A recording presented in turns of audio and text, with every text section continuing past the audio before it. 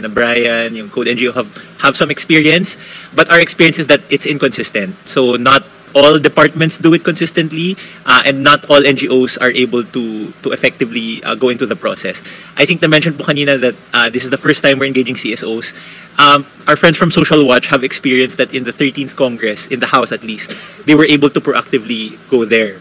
So, dahil nagbago po yung frame of reference natin, nagkaroon ng small committee, nagbago yung members ng Congress, I think nawala po yung historical knowledge na yun. But now that we're starting again, I think it's good to start these good practices. Kami were realizing that at the start of the process pa lang, we should already be involved as early as January in engaging the DBM.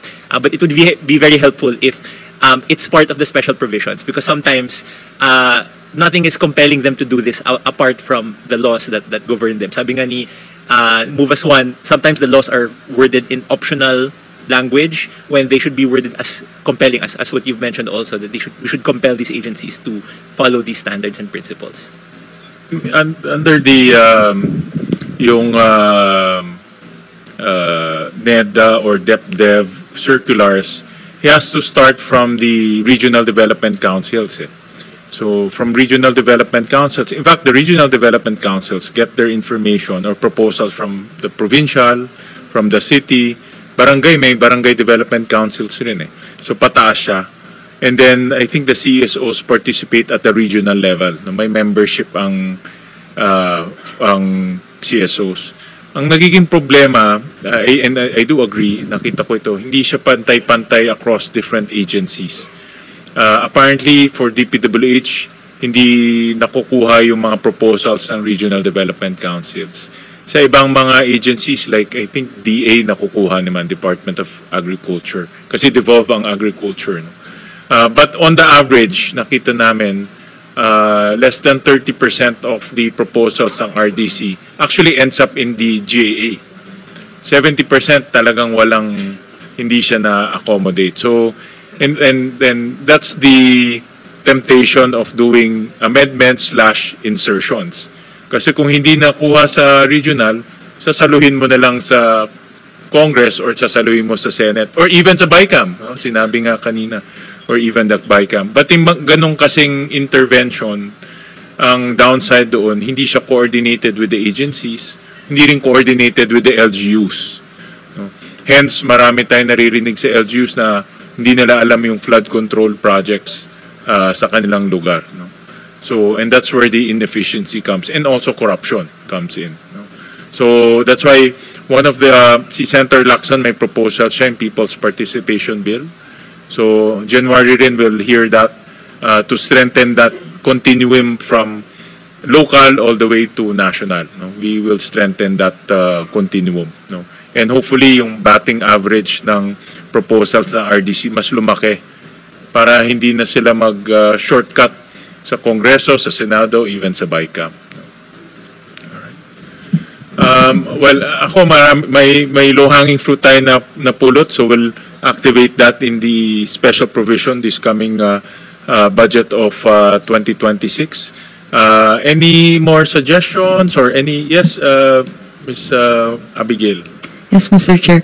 Katulad po ng sinabi niyo kanina, the engagement with the agency level, hindi po pantay-pantay. And we just wanted to affirm and share that that is our experience in Move as One. So, right now, we're able to engage with the OTR, and the doors to them are open to us, and we have a good working relationship. And even before, we were able to build that by continuously building on the trust that we have within the coalition and then the agency. But the reality of it, the door is closed. Kailangan po namin kumatok, kailangan po namin kumausap at mag-build ng relationship. So there really is no mechanism in place on how the CSOs can engage in the executive agency level.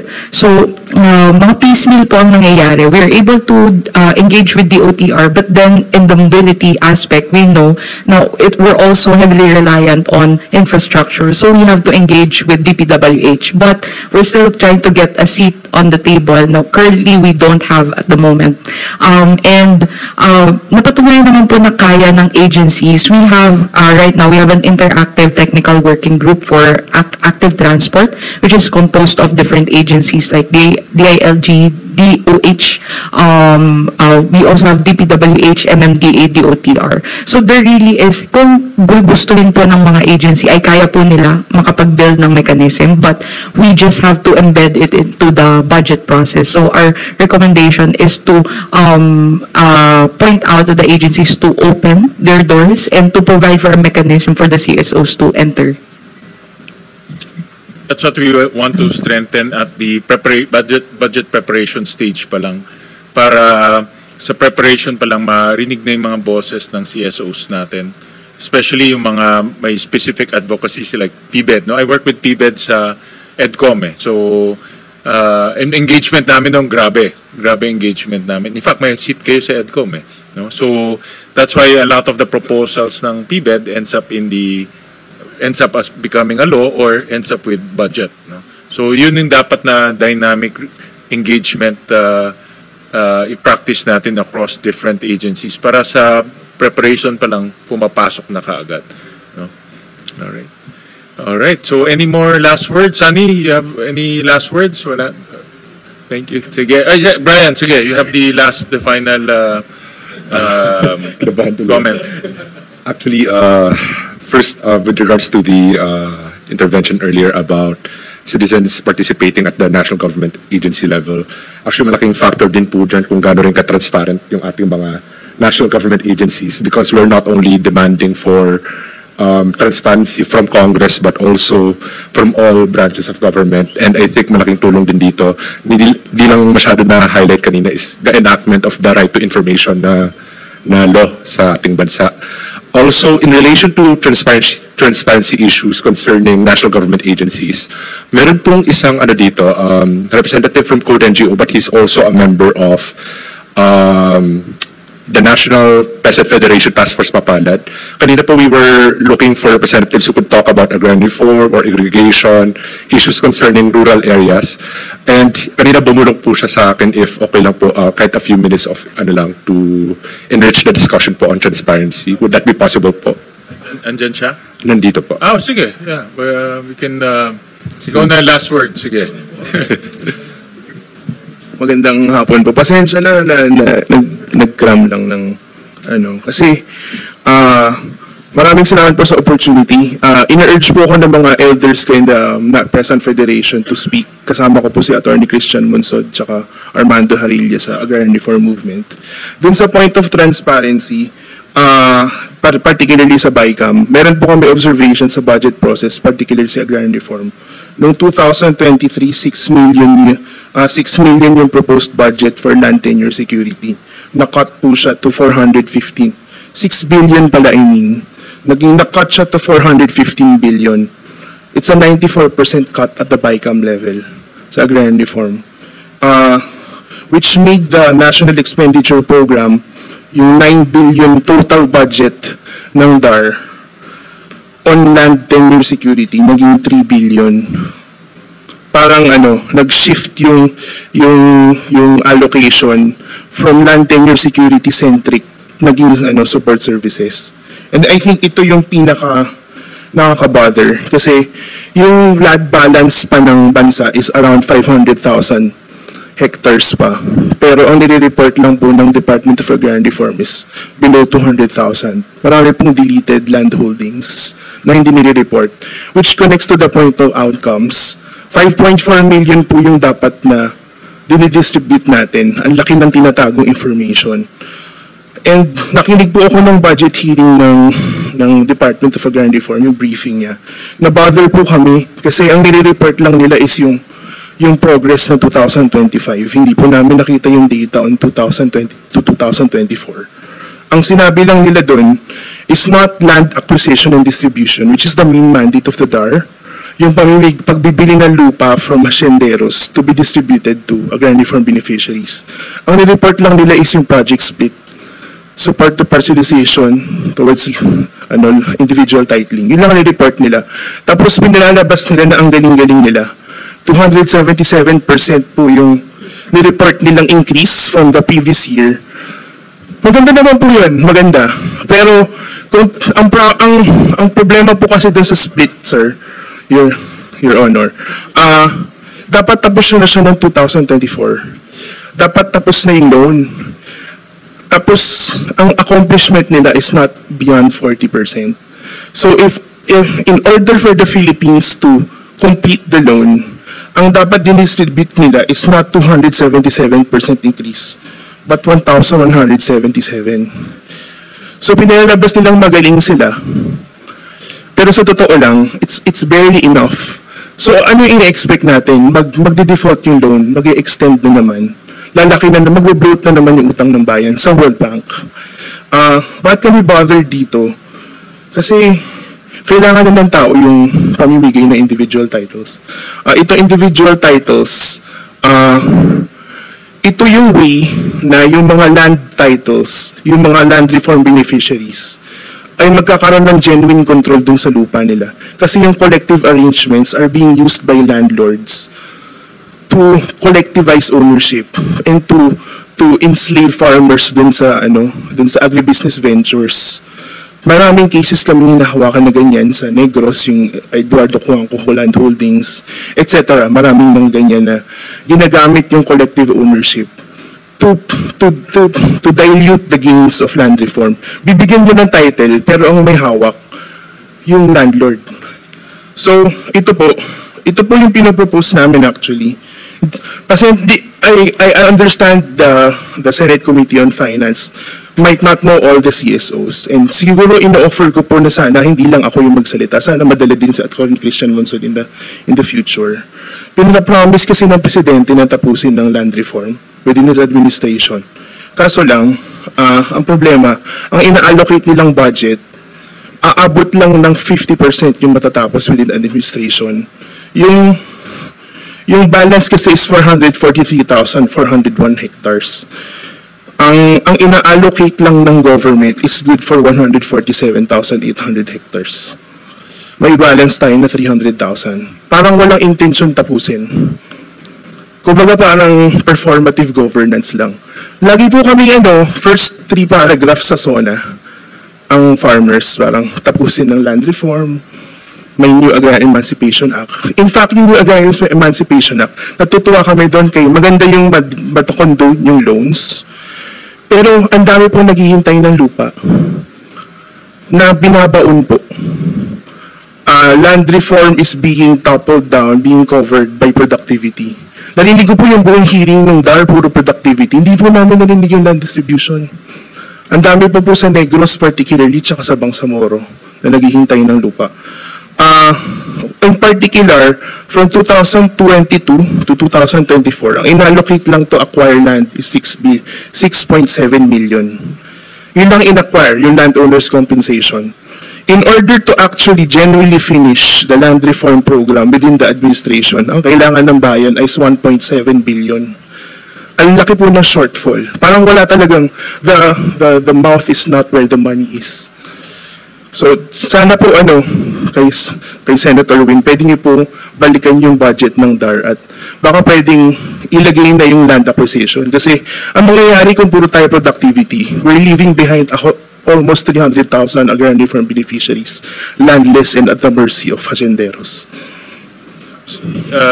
Ito, hawak. Very fresh sa mind ko ito kasi last week lang to. Ang increase ng kanilang it's called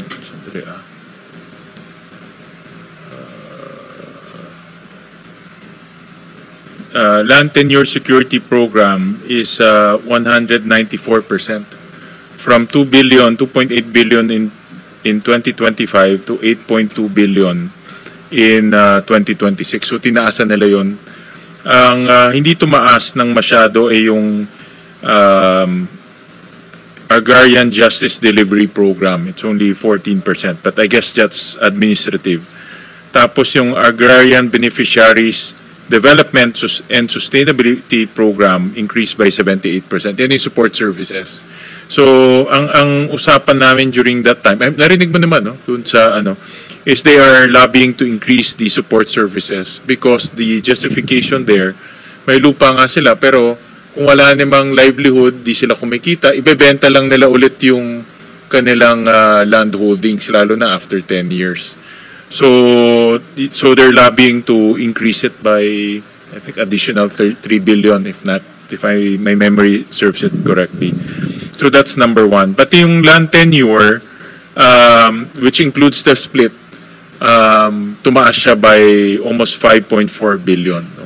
So alam ko, di-admit naman na yung collective CLOA, nagkakaroon sila ng problema to split kasi apparently may away-away among farmers. So, but they're moving naman. They're moving. I think that's where the adjudication comes in. No? But they're moving. No? So, but we'll send us a position paper. So we'll take note of that. But yun lang yung mga basic. Yung tumaas yung land tenure security program nila by almost 200%. Inaral po namin yung budget ng DAR. Tumataas naman po talaga yung land tenure security as a whole. Pero yung pinakamahalagang item kasi is landowners compensation. Okay. Kung hindi mo kasi nabili yung lupa dun sa hasyendero, hindi siya pwedeng ma-distribute. Para siyang touch move sa land reform eh. Pag binayaran mo kasi yung landowner, hindi na pwede yun i-claim nung hasyendero. So, yun po yung pinakamahalaga. Kasi ngayon, ang pinakapunopondohan nila is yung split and yung Agrarian Emancipation Act. Which, maganda naman yun, well and good. Pero, we're leaving behind yung mga pinaka-left behind. Yung mga talagang dumaan na ng mga dekada bago pa nila matamasa yung lupa. Hindi kasi nagagastos. Siguro yun lang po yung yung point ko, yung 1.7 billion for landowners compensation. Kasi baka puro split lang po yung inilagay nila. Tama ka, no? I think the budget for this 200 million. Yes. Yeah, so tama Nakapako po siya since 2022. Yeah. Sige, send us a position paper. I'll talk to Secretary Estrella about it. Maraming salamat, sir. Alright, so kung wala naman, yes, Mr. Villarias. Yes po, maraming salamat po. Gaya po ng nabanggit ng aking kasama ni Vice President Calata, hinggil po sa mga pangangailangan ng Departamento ng Edukasyon, ay baka naman po sana ay matutukan na po ang mga kakulangan po sa hanay po namin gaya ng mga guro na nangangailangan ng 32,000 pero ang naibigay lang ay 150,000. Taon-taon po ay marami pong nag-i-enroll, tumataas po ang enrollment natin, kaya taon-taon po lumulobo uli yung pangangailangan namin sa kakulangan sa guro. At habang nagkukulang ang mga guro po ay dumarami po yung aming mga mag-aaral. Nawawala na po yung tamang class size. Imbis na 40, 35 to 40, taon-taon po nadadagdagan na naman. At maaring lumulobo pa minsan, depende po sa enrollment. At bukod doon, yung mga kahilingan namin sa guidance counselor, mga nurses po namin na sa isang eskwelahan ay palipat-lipat po sila. Paano na lang kung wala po yung nurse, may sumakit ang tiyan, sumakit ang ulo, may nandisgrasya. Ganon din po yung mga guidance counselor, may nag-away. Kaya kung hinihiling po natin na mayroong mataas na antas ng edukasyon, mapunan sana yung mga pangangailangan nito kasi yung mga gampanin na yan, napakasimple lang tingnan, pero ginagampanan po namin yan bilang guro. Halimbawa, may nag-away, imbis na makapagturo pa kami, makapag-concentrate kami sa aming mga aralin, ay ginagampanan namin yung isang bagay na dapat ay nakatutok na lang kami sa education. Ang mga rooms po, sana matutukan na din po, kulang po kung 40 po yung bata, lalo na kung grade 6 yan, kasi pa grade 6 teacher po ako, kulang po yung size, kung titingnan natin doon sa standard size, kulang po yung mga pinagawa ng DPWH, especially yung mga DPWH na project. So nagsisiksikan po kami ron, mainit, yung mga bubong po, lalo na kung nasa third floor ka, yung ventilation po, kasi walang mga heat insulation po ata yan, kaya napakainit po sa amin. At marami po iba katulad ng mga nabanggit nung aking kasama rito. Kaya ang hinihiling ko mula sa Manila Public School Teachers Association na mayroong 11,000 teachers at member din po tayo ng ACT-NCR Union na mayroong 85,000 at syempre sa mga teachers sa kaguruan sa buong Pilipinas na mayroong 1 million plus At ang huli po, Senator, Mr. Chairman, yung amin po sanang salary increase. Kasi habang patuloy po na naghihikaos po ang mga guro sa pag-iisip, sa bayarin niya sa bahay, tubig, ilaw, pamasahe, mapag-aral niya yung kanyang mga anak, ay nakakadagdag pa po ito sa mga suliranin namin na dapat ay talagang nakatutok na lang po kami sa pagtuturo. So yun lang po at maraming salamat. Basta dito sa Senado at sinabi ko rin to kay Secretary Angara na majority ng flood control ay ilalagay namin sa education. That's for sure, no? Dahil nakita namin na ako naging co-chairperson ako na EDCOM for 2.5 years. So nakita namin yung malawakang pangangailangan ng ating education sector. From classrooms, textbooks, to teachers, to administrative officers. So yun ang pupunuin natin pagdating this 2026. So gagamitin natin yung flood control na natipid doon, that's 250 billion. Majority of that ilalagay natin sa education para yung kakulangan natin sa classrooms at iba pa. Lalo yung textbooks. Ang textbooks natin, out of the 12 grades, 2 lang grades ang kumpleto. 10, kulang-kulang yung textbooks. Yes po. Tapos po, darating po sa amin, for example, first grading, tapos na po, third grading na po darating. Kaya hindi na po namin nagamit para sa first grading. Nag-usap kami ni Secretary Angara. In fact, madalas kami mag-usap. So, ina-address na namin to at susuportahan namin ng Department of Education ng mga pangangailangan nila. Alright, so kung gano'n naman, maraming salamat. Thank you to everyone for coming over. Feel free to send us your position paper, your suggestions, your presentations. At this is an evolving process, so expect more invitation from us to improve transparency in the budget process. Maraming salamat po. This hearing is hereby adjourned. Thank you.